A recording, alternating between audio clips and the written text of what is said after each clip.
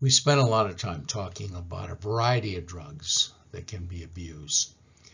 What I want to do now is focus on what we know about what contributes to substance use and abuse, starting with the sociocultural view. One of the things that we know is that drugs are more likely to be abused by people in lower social classes or people who are unemployed. Sometimes people have argued, well, it's the lower class that causes drug use, perhaps because of the stress, and this was a way of escaping. But it's equally reasonable to assume that if you're abusing drugs, you're not going to get great jobs, and you're not going to do well in school, and therefore you won't move up in social class. So whether it's a cause or an effect, it's not clear. We know that drug use runs in families. Part of that may be genetic, and in some cases we have evidence for that. Part of it simply may be that one has learned from other family members. If your older brother or sister smokes marijuana, very likely you'll learn to smoke marijuana. There's a lot of social pressure on younger people to drink alcohol or smoke cigarettes or try marijuana or other drugs. And that's a powerful effect, but I want to tell you that there's really good evidence that parents can also have an effect. Often parents feel they can never compete with social pressure. That when the friends tell you to abuse drugs, you will abuse it no matter what the parents have said. That's not true. Now, there's a way for parents to be effective. Preaching to teenagers is about the worst way to get through to a teenager. But presenting the information factually, encouraging them to check it out themselves, and do it in a supportive way is often very helpful. So a parent might say, look, I'm not going to get on a soapbox and tell you should never try drugs, etc. I hope you don't. The reason I hope you don't is I love you. And I know how serious those drugs can be and what damage they do to people. But I don't expect you to believe me.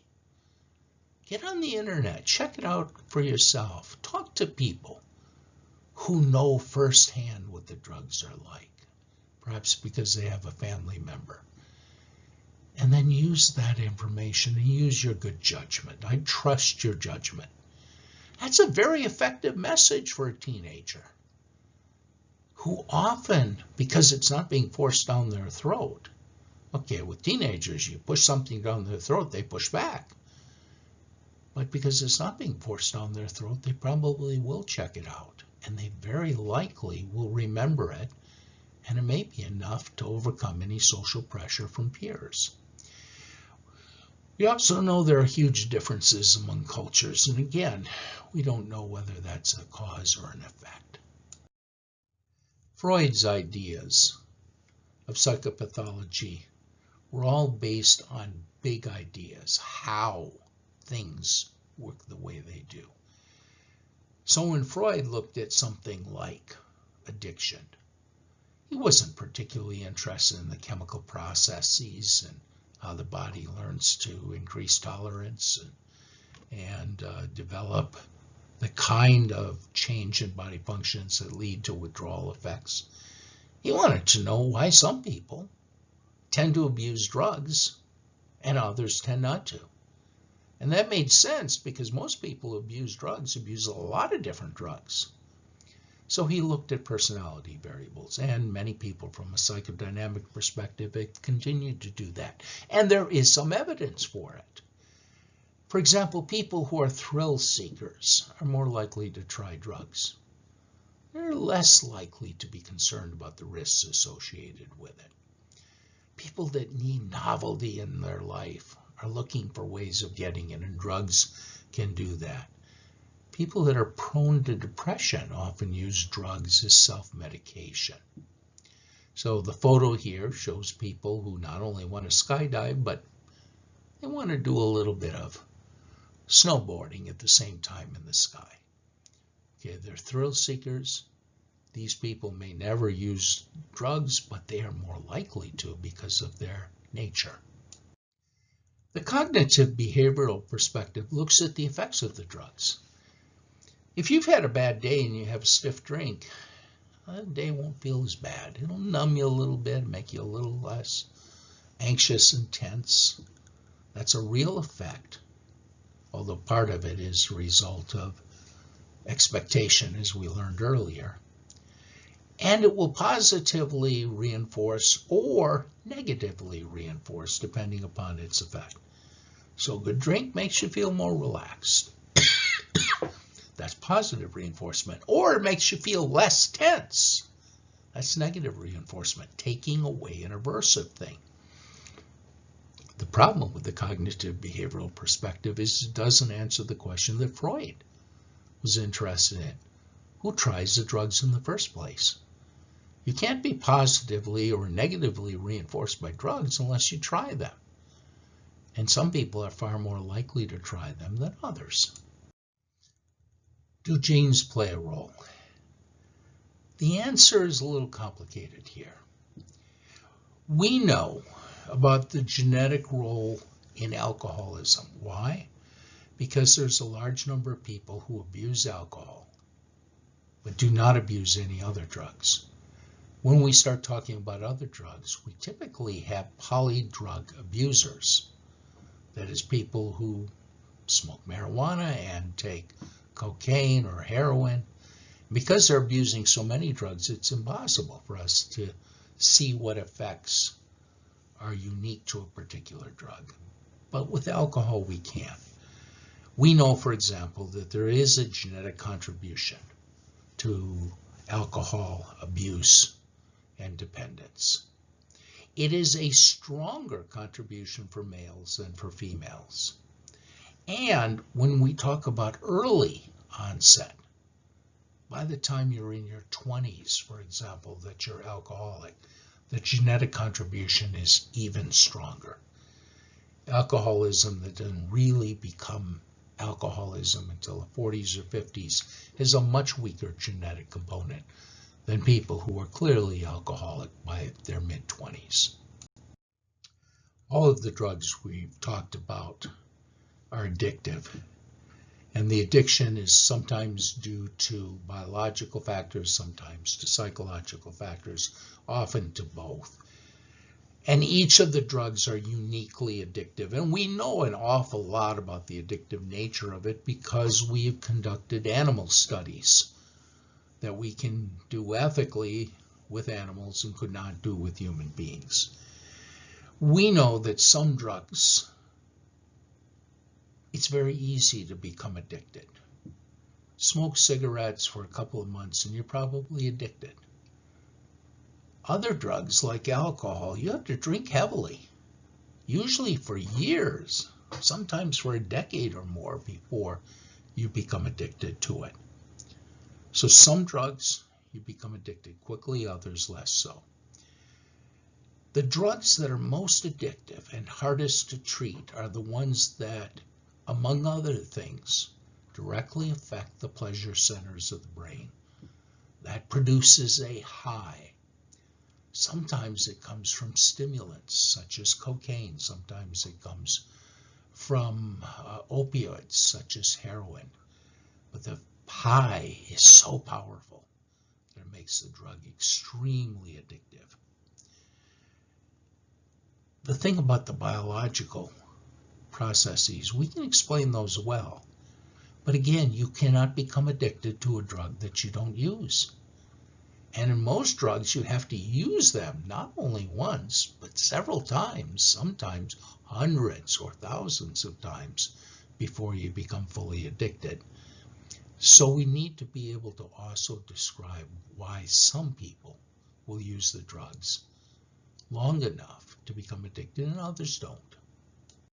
And by the way, earlier I said nicotine is very hard to classify, and in many different textbooks it's in different categories. And it fits those categories. It fits in all kinds of categories because nicotine has direct effect on several different neurotransmitters. And its effect produces, on a particular neurotransmitter, produces a particular set of behavioral variables. So dopamine gives you a little shot of pleasure, and it tends to reduce your appetite. Glutamate tends to affect your learning. Tends to make you a little more sharp in terms of learning new material. So nicotine is very complicated chemically. Let's shift our attention to treatment. We can use behavior therapy to treat drugs and drug addictions. Aversion therapy is one type of behavior. It's a counter conditioning. What you do is you take a behavior that you want to stop and you pair it with an aversive stimulus. In some of the earlier studies, people who had trouble not drinking would get an electric shock to their ankle each time they picked up a glass of alcohol and started to drink.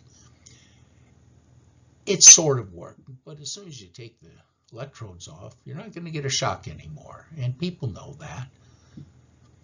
Also, the research shows that if the aversion is in the same sensory modality as the behavior, it's more effective. So instead of an electric shock, if you use a chemical like antabuse, which you take as a pill, if you drink, what happens is you don't get shocked, you get sick. Drinking is a gastrointestinal system. Vomiting is a gastrointestinal response, so the learning tends to be much better. The other behavioral aspect is that situations influence our behavior. So, for example, if you go to a bar, what are people doing in a bar? They drink. So if you're an alcoholic and you don't want to drink and you go to a bar, you're going to feel a lot of pressure to drink. If you're a heavy drinker, who are you going to be hanging around? You're going to be hanging around other heavy drinkers. So if you decide to not drink and you get together with your friends, they're going to want you to drink because that's what you had in common. That's why programs like AA is popular, because it gives people a way of finding other friends who are not interested in drinking and therefore produce less pressure. That's called contingency management. Manage the situations you put yourself in so that there's less pressure to abuse the drug. Cognitive behavioral therapy uses the behavioral things we've already talked about, but adds some cognitive elements. One of them we've already talked about with respect to depression. It's relapse prevention. And they handle relapse prevention in a variety of ways.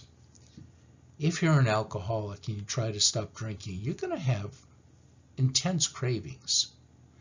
And in particularly stressful situations, the cravings are even stronger. So it's very common for you to lose control. It's called a slip. And so you have a drink. But you can do one of two things when you have a drink. You can say, okay, I'm off the wagon, I might as well get drunk and have lots more drinks, or quickly regain control and get back on the wagon. In cognitive behavioral therapy, you tell the people, look, you're going to have slips. That's not a failure.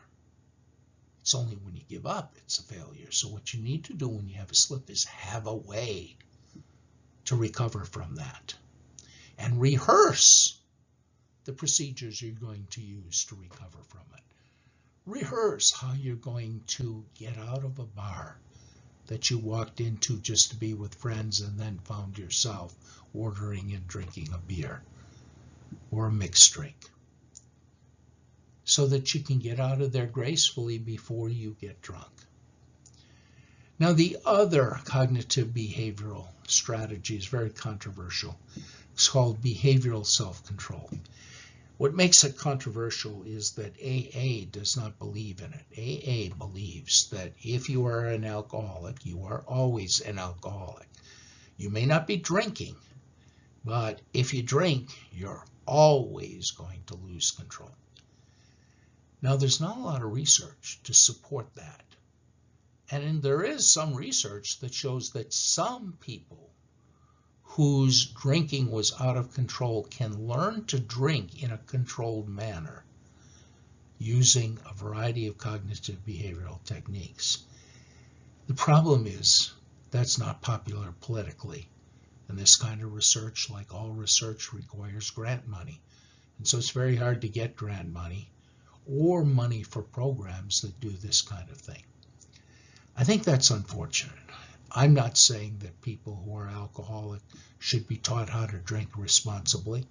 That may not be the right thing for everyone, but it's entirely possible that many, or even maybe just a few, can learn to drink responsibly and will be more comfortable doing that than to never drink again. There are several biological treatments, starting with the process when you first decide to get treatment. If you've been drinking heavily, the alcohol is affecting your body. You've got to get those effects out of your body. If you've been taking cocaine or heroin, you've got to get those effects, the changes in your body. That's called detoxification. It is a miserable experience with virtually every drug, including legal drugs that many of us probably use more than we should. As I mentioned before, you don't want to stop drinking coffee cold turkey. You're going to get terrible migraines and you're going to feel incredible fatigue, and you may even feel quite depressed. That process can be managed biologically, can be sped up or slowed down, depending upon the effect that you want. You can also reduce the effects of drugs and therefore make them less desirable as drugs of abuse. How do you reduce the effects of drugs? Well, one way is to block the drugs. That's called an antagonist. A chemical antagonist ties up the drug so that it doesn't have a positive effect for you. And therefore, it's easier to resist it. You don't get much benefit from it. You can also create negative interactions. Antabuse is an example. It binds with the alcohol, and once it binds with the alcohol, it creates incredibly severe nausea and projectile vomiting, where you vomit several feet out in front of you because it's so powerful. That's an uncomfortable enough state, and you know it's predictable. Drink alcohol when you're on antabuse, and it will happen every single time. That's a lot of motivation to not drink. Sometimes we substitute drugs. Methadone, for example, is used to treat heroin addiction. Methadone is an opioid. Methadone is highly addictive, just like heroin. But methadone doesn't produce the high and the hours of sleepiness that follow using heroin. And so it's possible to take methadone and hold a job. So you don't get rid of the addiction, you just shift it to a drug that has less psychoactive effects. I talked about AA just a few moments ago. AA is often referred to as a self-help group, but that's a misnomer. A better term might be mutual help. There's no therapist in AA meetings. Someone in the group just starts the meeting. They take a little bit of leadership, but they're not really a therapist. Instead, the people in AA share their concerns. They talk about it. They give each other support. The thing about mutual help groups is, well, all of the people in there are in the same boat. And so not only can they give support to one another, but they can also give one another a good kick in the butt if they need it. So if someone in an AA meeting says, I can't do it, I just can't do it, chances are someone else in the group is going to say, bullshit. That's a cop-out.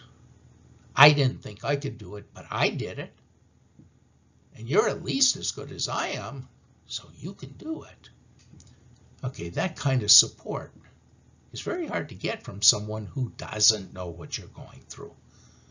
But it's much more believable if they've gone through it first. Now, AA isn't for everyone. It has strong religious underpinnings, and not everyone is religious, so some people that kind of rubs them the wrong way. The reason it has a religious focus is that AA was founded under the idea that alcoholism is so heavy a problem that you need the help from someone very powerful. God's very powerful. We're pretty sure that AA works well for some people. And we're pretty sure that a lot of people who try AA, it's not for them and they drop out.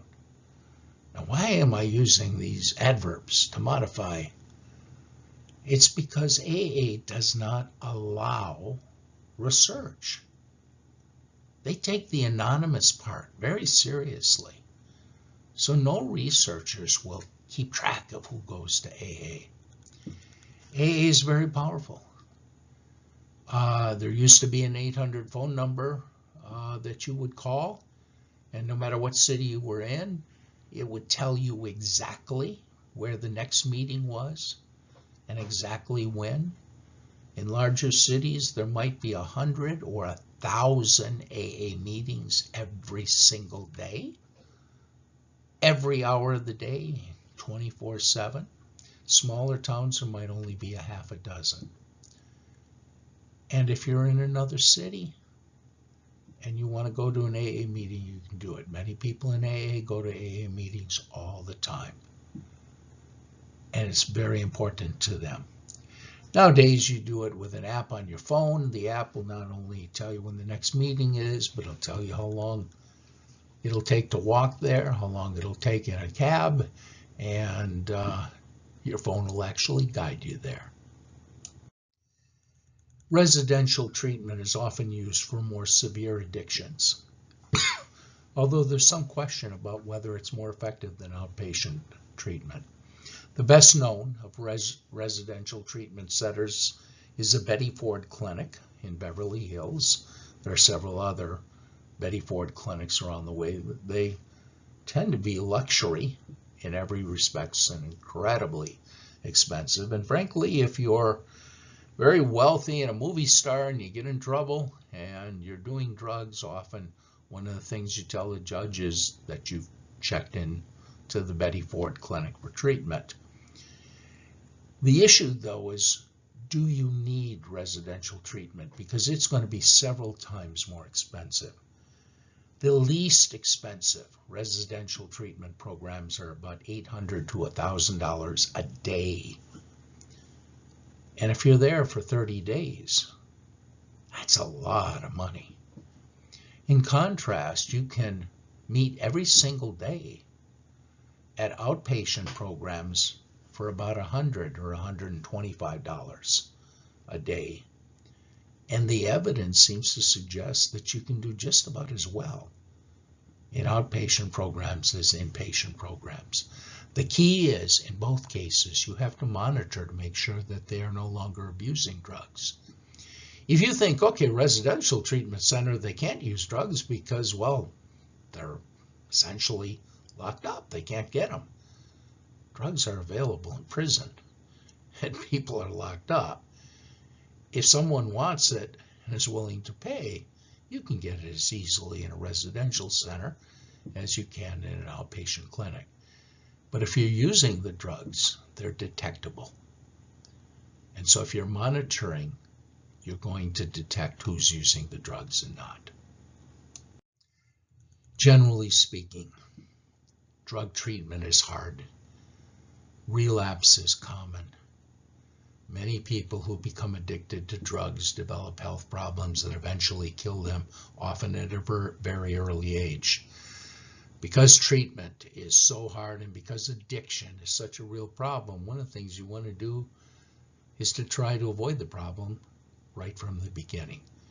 So community prevention is something that we've done a lot of effort with, sometimes successfully, sometimes less successfully. Let's talk about alcoholism. Many young people drink heavily in college. Now, when I was in college, it was legal to drink. 18 was the drinking age. It's now 21.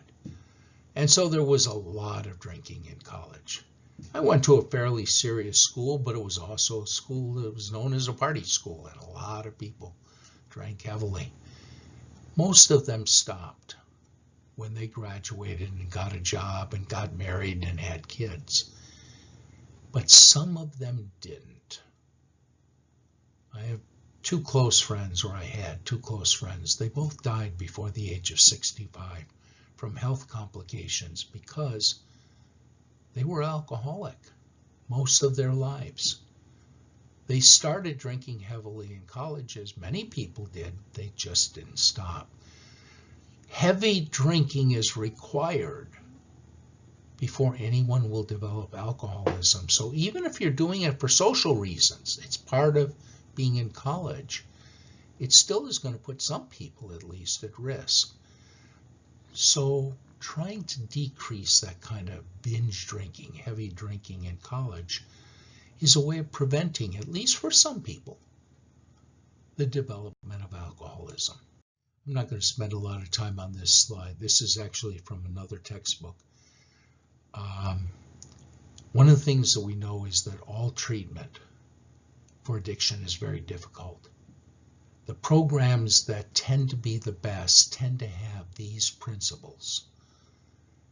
So if you read through it, you'll see some of the things that you need to do. You can't talk people out of being addicted. There are just some things that require more interaction than that.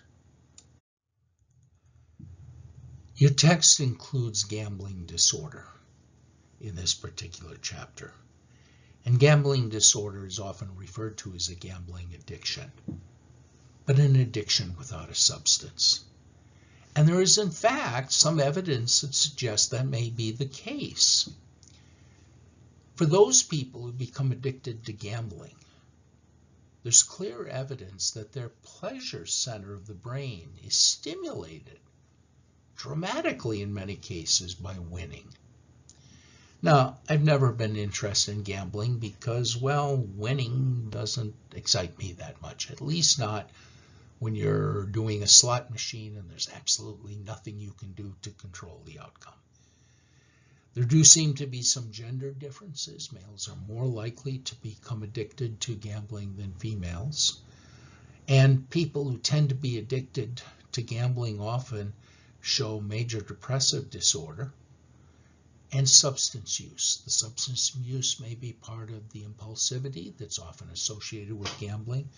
And the major depressive disorder, well, it could be part of the reason why people gamble because it makes them feel better. Or it might be one of the consequences of gambling. How serious can the addiction be? I know two people. I know them through my wife, but I knew them, who both went to jail because they embezzled significant amounts of funds to feed a gambling addiction. Now, they weren't dumb people. They were very smart people. But they became so addicted that they could not stop. When I was a therapist in Buffalo, I had a client. Again, he was working on his PhD. Gambling became legal in Canada, in Niagara Falls, which was a 20-mile drive. He learned very soon, very early, that he had to, if he went out to gamble, park the car on the American side because there was a $3 toll to go across the bridge from the Canadian to the American side. And when he gambled, he couldn't stop until he didn't have a dime in his pocket. Not a dime, not even $3 to pay the toll. So he would have to hitchhike home, or he left the car on the other side and he could walk to the car and drive home. That's a very bright person, completely addicted. Again, remember the drugs that are most addictive, that you can become addicted to most quickly, things like heroin and cocaine, directly affect the pleasure center of the brain, as gambling does for some people. I find this a particularly interesting slide. I will tell you that the data for this slide are not as strong as I would like, so don't take it as gospel. What I find particularly interesting is that there's a huge overlap with depression in people that gamble. What I find surprising is that their marital problems tend to be relatively infrequent. 95% are not reporting marital problems. I frankly find that hard to believe. If you're spending all of the money on gambling instead of paying off school debt or your mortgage or saving money for retirement, that's going to have an impact on your marriage. That's why I'm a little uncomfortable with some of the data here.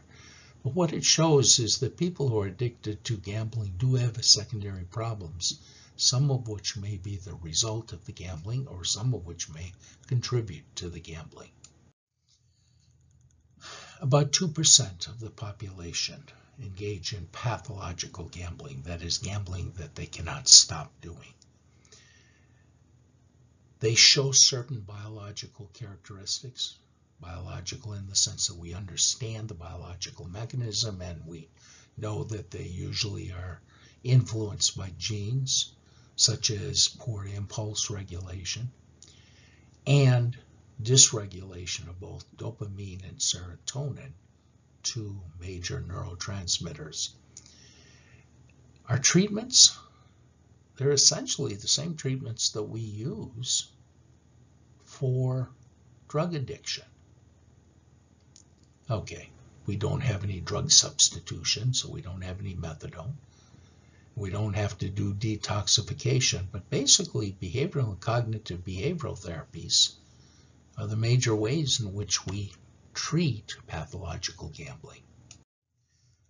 So in this chapter, we covered drug abuse and dependence, what most people use the term addiction to mean. And there are many different drugs that are abused. They all have psychoactive characteristics, that is, they change our psychological experience, and often that's the mechanism for addiction. They vary dramatically in their danger. In general, they're very hard to treat. Relapse after successful treatment is very common. We also covered gambling.